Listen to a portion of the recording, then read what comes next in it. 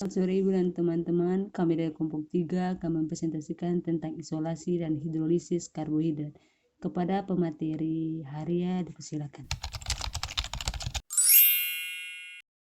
Baik, terima kasih. Di sini tujuan dari praktikum tersebut yaitu untuk mengidentifikasi karbohidrat serta sifat-sifatnya melalui uji Moles. Sebelumnya kita lihat dulu alat dan bahannya, yaitu alat berupa tabung reaksi, silinder pengukur, dan pipet tetes. Sedangkan bahannya yaitu larutan maltose atau larutan gula gandum, larutan glisin atau asam aminiotianat, larutan H2SO4 atau asam sulfat, dan reagent moles. Setelah itu, adapun latar belakang, yaitu karbohidrat merupakan sumber energi utama bagi tubuh manusia yang menyediakan 4 kalori energi pangan per gram. Karbohidrat juga mempunyai peranan penting dalam membentuk karakteristik bahan makanan, misalnya rasa, warna, tekstur, dan lain-lain. Sedangkan dalam tubuh, karbohidrat berguna untuk mencegah timbulnya ketosis, pemecahan tubuh protein yang berlebihan, kehilangan mineral, dan berguna untuk membantu metabolisme lemak dan protein. Dalam tubuh manusia, karbohidrat dapat membentuk dari beberapa asam amino dan sebagian lemak. Tetapi sebagian besar karbohidrat diperoleh dari bahan makanan yang dimakan sehari-hari, terutama bahan makanan yang berasal dari tumbuh-tumbuhan. Pada tanaman, karbohidrat dibentuk dari reaksi CO2 dan H2O dengan bantuan sinar matahari melalui proses fotosintesis dalam sel tanaman yang berklorofil. Setelah itu, analisis kualitatif karbohidrat umumnya didasarkan atas reaksi-reaksi warna yang dipengaruhi oleh produk-produk hasil penguraian gula dalam asam-asam kuat dengan berbagai senyawa organik.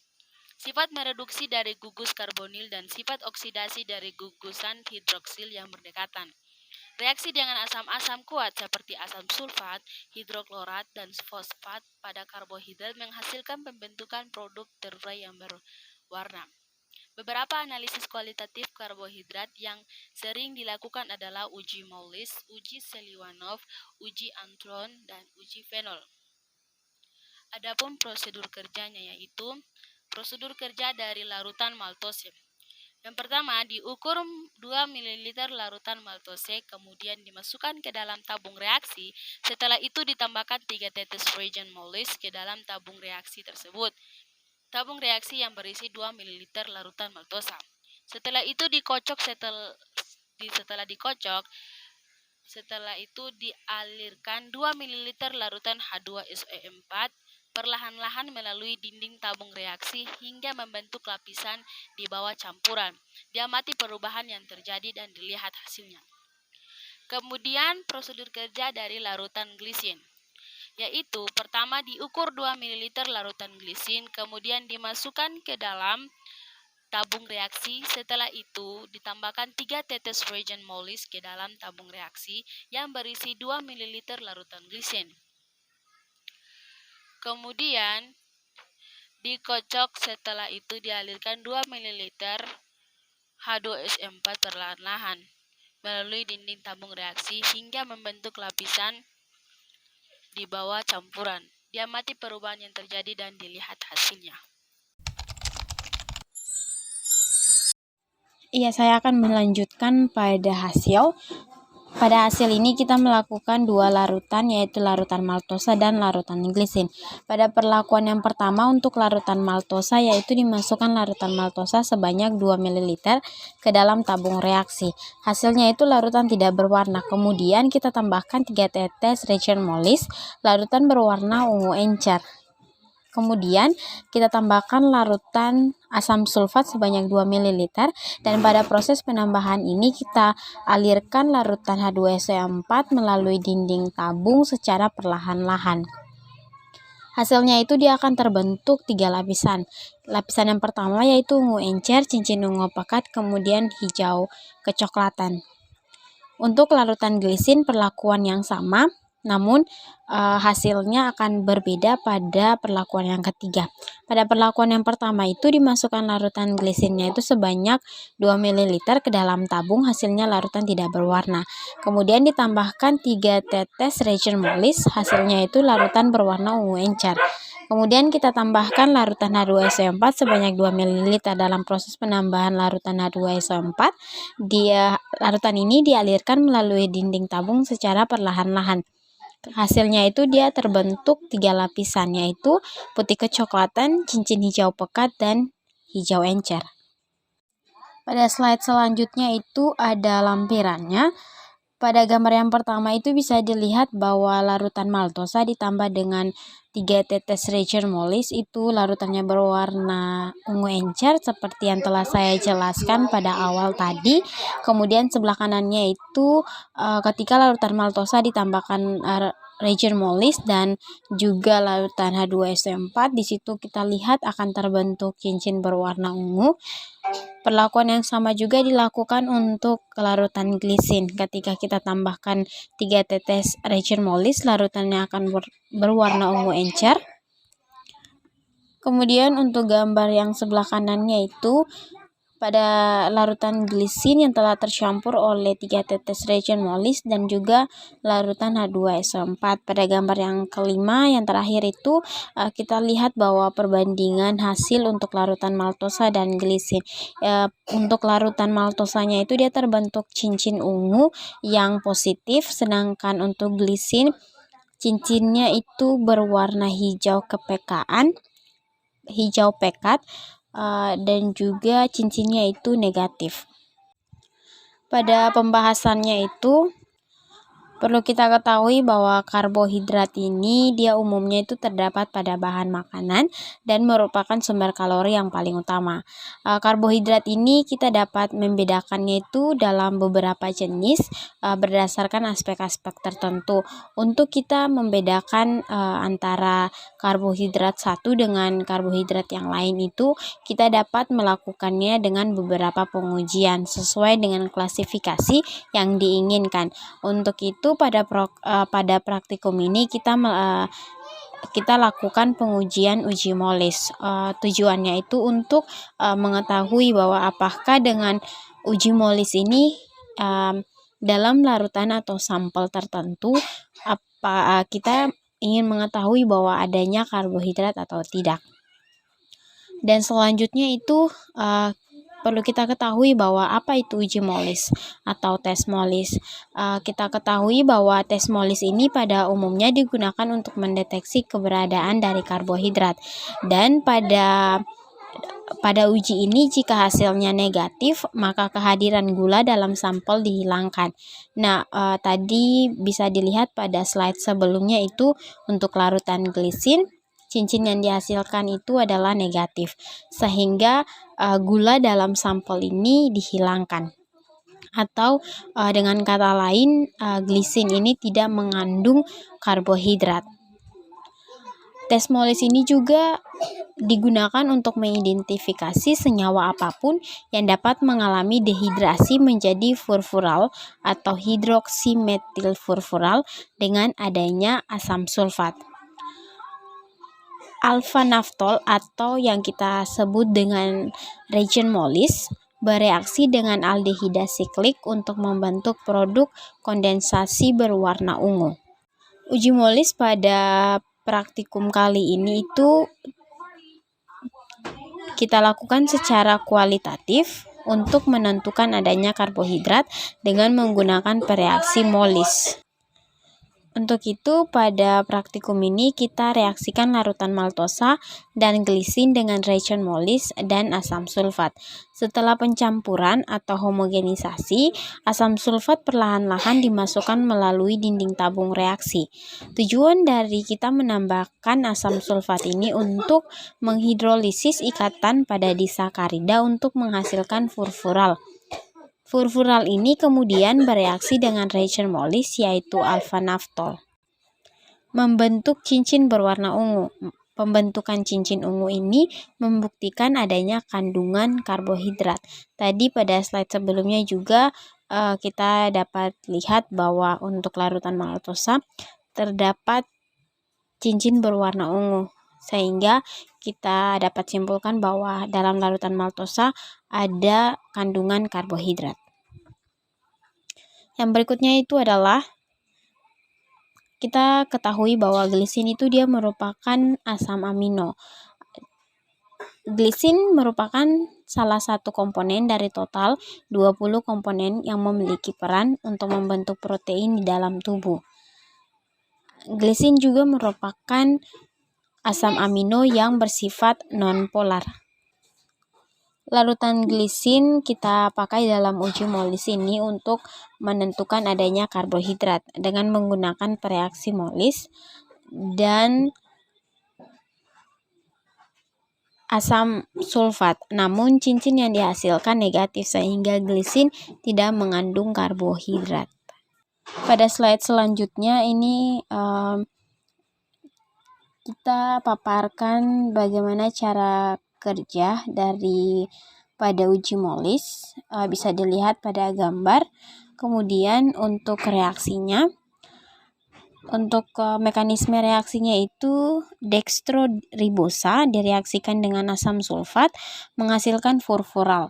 Nah, kemudian pada hasilnya yang furfural ini kemudian dia bereaksi dengan alpha-naptol, di mana alpha-naptol ini adalah reagent Molis, kemudian dia terbentuk atau dia membentuk senyawa yang di samping.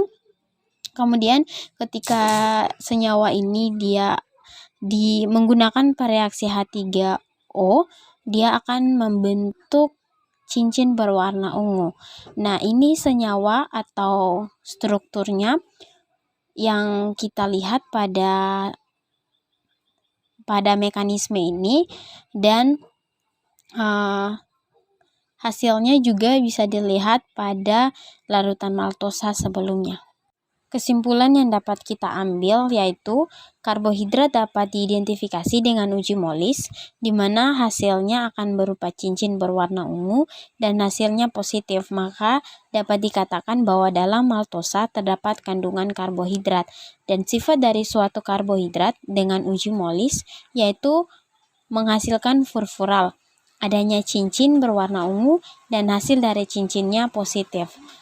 Dan untuk larutan glisinnya itu kita pakai untuk membandingkan bahwa senyawa maltosa dan senyawa glisin itu dia menghasilkan cincin yang berbeda, yang dimana cincinnya yang menunjukkan bahwa dalam sampel tersebut ada karbohidrat itu dengan menghasilkan cincin berwarna ungu dan nilainya itu positif. Ini daftar pustaka yang kita pakai untuk menyusun PowerPoint pada percobaan ini.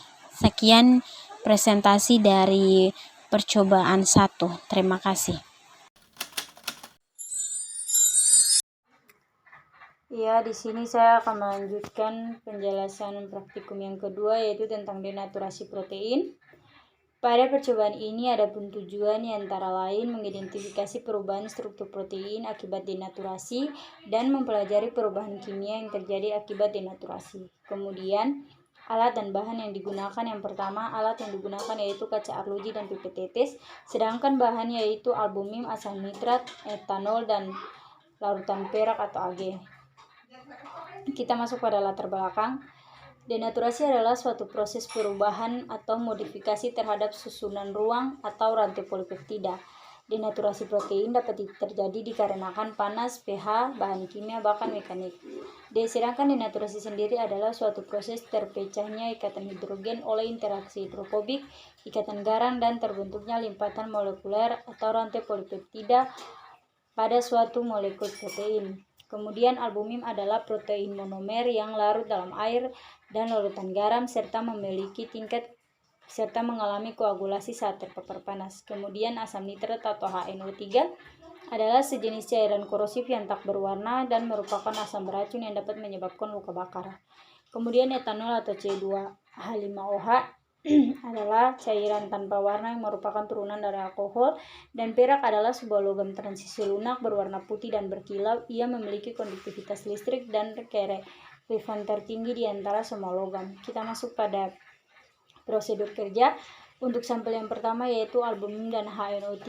Yang pertama dimasukkan larutan albumin ke dalam kaca arloji, kemudian ditetesi larutan H2C5OH, kemudian dimasukkan larutan HNO3. Maaf teman-teman, di sini ada salah penulisan, ke dalam kaca arloji yang berisi larutan albumin, kemudian diamati perubahan strukturnya. Kemudian sampel yang kedua, albumin dan etanol, yaitu pertama dimasukkan albumin ke dalam kaca arloji, kemudian ditetesi larutan C2H5OH ke dalam kaca arloji yang berisi larutan albumin. Setelah itu diamati perubahannya, dan kemudian albumin tambah Ag juga sama, dimasukkan larutan albumin ke dalam kaca arloji, kemudian ditetesi larutan Ag ke dalam kaca arloji yang berisi larutan albumin dan diamati perubahan strukturnya. Kemudian teman-teman, kita masuk pada slide yang berikut yaitu hasil. Nah, untuk sampel yang pertama yaitu sampel albumin dan HNO3. Pertama, ketika larutan albumin dimasukkan ke dalam kaca arloji, larutannya tidak berwarna, tetapi ketika ditetesi larutan HNO3 maka terbentuklah endapan putih yang solid. Nah, endapan putih yang solid ini terjadi pada titik di mana ditetesi HNO3. Jadi, endapan yang terjadi pada gambar ini terjadi dari luar ke dalam, sehingga pengendapannya terjadi di dalam larutan albumin. Sedangkan untuk sampel yang kedua yaitu etanol dan albumin, yang pertama dimasukkan larutan albumin ke dalam kaca arloji, larutannya tidak berwarna, tetapi ketika ditetesi larutan etanol maka akan terbentuk endapan putih, tetapi endapan putih ini akan menyebar ke bibir-bibir kaca arloji. Endapan ini terjadi dari dalam keluar sehingga endapannya berada di permukaan larutan albumin. Kemudian sampel yang ketiga yaitu sampel albumin dan larutan perak. Nah, ketika sampel albumin dimasukkan ke dalam kaca arloji, ia tidak berwarna, tetapi ketika ditetesi larutan perak maka akan terbentuk endapan putih yang solid. Nah, endapan putih yang solid ini terbentuk pada titik di mana ditetesi larutan perak. Nah, endapan putih ini terbentuk dari dalam keluar sehingga dia mengendap pada bagian permukaan larutan albumin. Nah, untuk penjelasan berikutnya akan dijelaskan oleh rekan saya. Saya kembalikan kepada moderator. Kita masuk dalam pembahasan. Yang pertama, pengertian protein. Protein adalah makromolekul yang memiliki satu atau lebih rantai polipeptida yang merupakan penyusun utama makhluk hidup.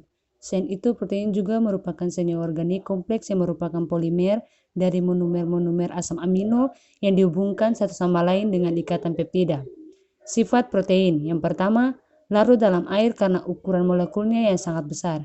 Yang kedua, dapat sukar mengalami koagulasi oleh pemanasan dan penambahan asam atau basa. Yang ketiga, bersifat atmosfer karena membentuk ion Zwitter pada titik-titik isoelektriknya. Protein mengalami koagulasi sehingga dapat dipisahkan dari pelarutnya. Dapat mengalami kerusakan atau denaturasi akibat pemanasan. Pada denaturasi, protein mengalami kerusakan mulai dari struktur tersier sampai struktur primernya. Denaturasi protein. Denaturasi adalah sebuah proses di mana protein atau asam nukleat kehilangan struktur tersier dan struktur sekunder dengan penerapan beberapa tekanan eksternal atau senyawa, seperti asam kuat atau basa, garam anorganik terkonsentrasi, sebuah misalnya pelarut organik atau alkohol atau kloroform, atau panas. Contoh dari denaturasi yang paling umum yaitu ketika memasak putih telur, di mana putih telur sebagian besar terdiri dari sejenis protein yaitu air dan albumin. Ketika suhu naik, maka protein dalam putih telur mengalami perubahan serta kehilangan kelarutannya. Faktor denaturasi protein. Yang pertama, pH. Pada pH ekstrim, gaya tolak elektrostatik dalam molekul protein yang disebabkan muatan tinggi mengakibatkan struktur protein membengkak dan terbuka. Yang kedua, pelarut organik. Pelarut organik mempengaruhi stabilitas interaksi hidrofobik protein, ikatan hidrogen, dan interaksi elektrostatik. Rantai samping residu asam amino nonpolar lebih larut pada pelarut organik dibandingkan air. Hal tersebut mengakibatkan interaksi hidrofobik menjadi lemah. Logam berat. Denaturasi terjadi pada albumin yang terkoagulasi setelah ditambahkan Ag. Logam berat mengendapkan protein karena kemampuan ion yang terhidrasi berkompetisi dengan protein untuk mengikat udara. Yang pertama, sampel albumin dan HNO3.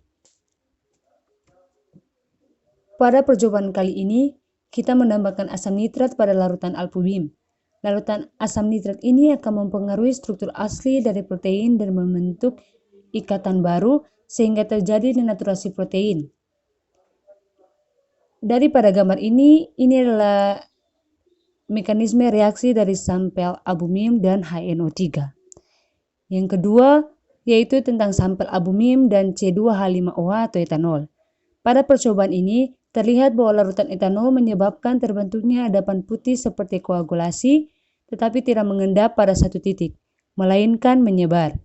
Hal ini disebabkan oleh pembukaan lipatan pada bagian hidrofobik dan juga perubahan lapisan mol hidrofobik dari bagian dalam keluar dan sebaliknya. Yang ketiga, sampel albumin dan perak atau Ag. Pada percobaan albumin dan perak, terlihat bahwa setelah ditetesi larutan perak, maka terbentuk endapan putih solid di dalam larutan albumin. Endapan putih ini dihasilkan oleh perak ini terjadi karena larutan perak telah merusak rantai protein, sehingga menyebabkan strukturnya berubah. Ini adalah mekanisme albumin dan perak. Teman-teman dan ibu bisa melihatnya. Kita masuk pada sifat fisik protein yang mempengaruhi kelarutan protein. Protein merupakan senyawa yang sukar larut dalam air. Ini dikarenakan protein merupakan makromolekular. Oleh karena itu, protein yang terdenaturasi akan mengalami pembukaan lipatan pada bagian yang hidrofobik.